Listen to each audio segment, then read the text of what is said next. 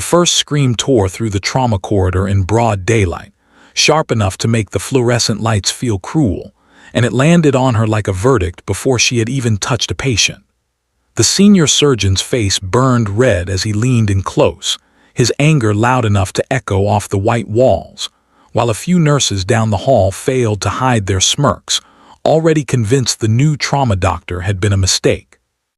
If you're watching Kind Soul narratives and you believe in hope, compassion, and second chances, take a moment right now to like, comment, share, and subscribe, because this story begins in a place where all of those things feel painfully absent. Dr. Arya Cade stood frozen for a fraction of a second, her fingers tightening around a clipboard as if it were the only solid thing left in the world. She had arrived at Harbor Line Medical Center before sunrise, the city still humming awake outside, carrying the quiet weight of a reputation no one there respected. Fresh trauma fellowship, decorated academic record, but young, soft-spoken, and painfully alone in a hospital that thrived on hierarchy and bruised egos. The hallway smelled of antiseptic and burnt coffee, and daylight poured in through high windows, illuminating every flaw people thought they saw in her. She felt the familiar burn behind her eyes, the same one she used to fight as a teenager sitting in hospital waiting rooms beside her mother, listening to doctors talk over them instead of to them. The mocking didn't begin loudly. It never does. It lived in the sideways glances, the exaggerated sighs when she asked for updates, the deliberate way certain staff used her first name while calling others doctor. Arya noticed everything. She noticed the way one resident laughed quietly when she reviewed imaging twice, the way a charge nurse rolled her eyes when Arya suggested a slower approach on a borderline case.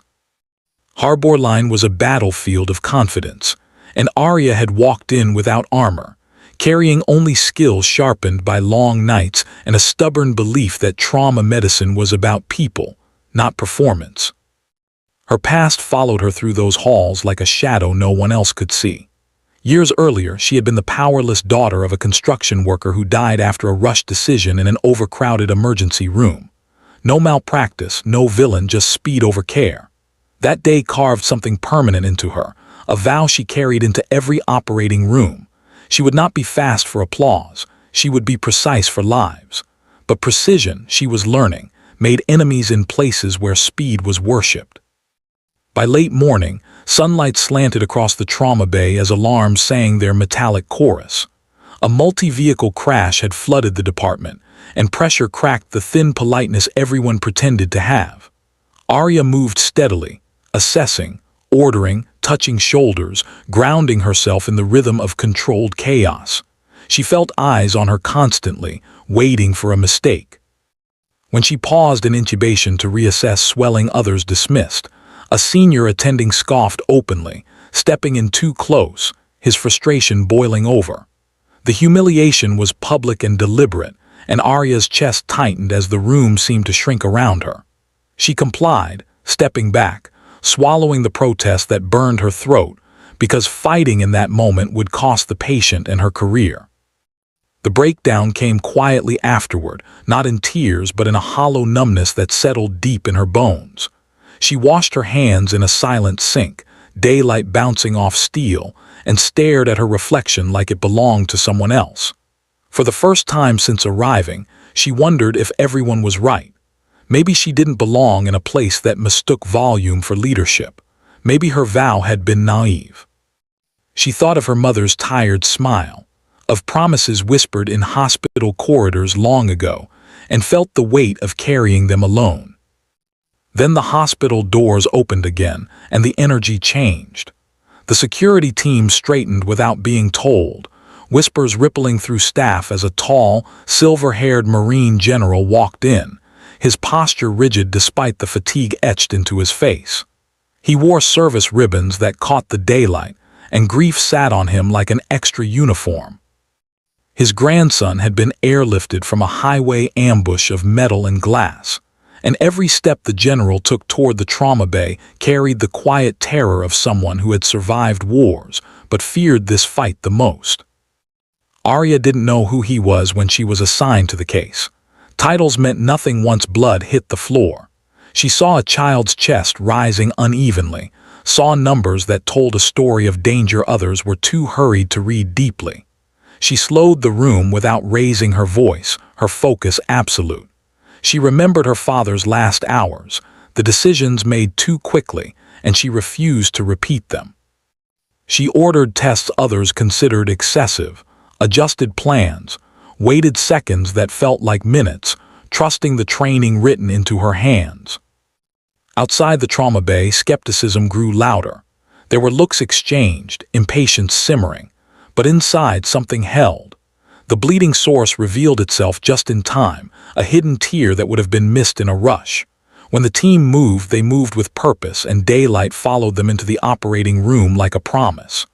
Hours later, the monitors stabilized and the child's breathing evened out, the crisis bending, not breaking.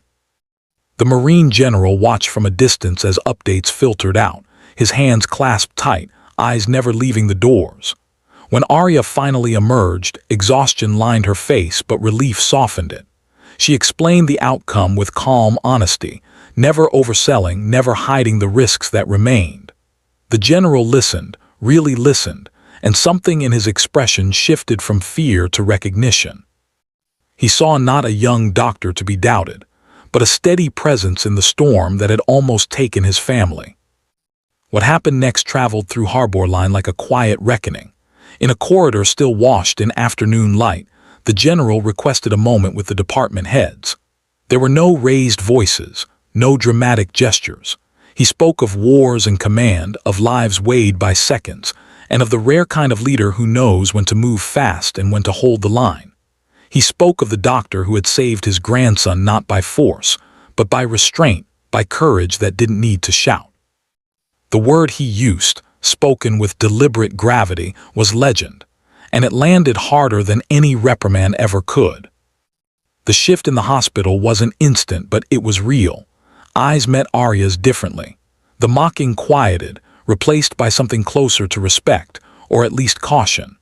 The senior surgeon who had screamed earlier avoided her gaze, his authority suddenly smaller.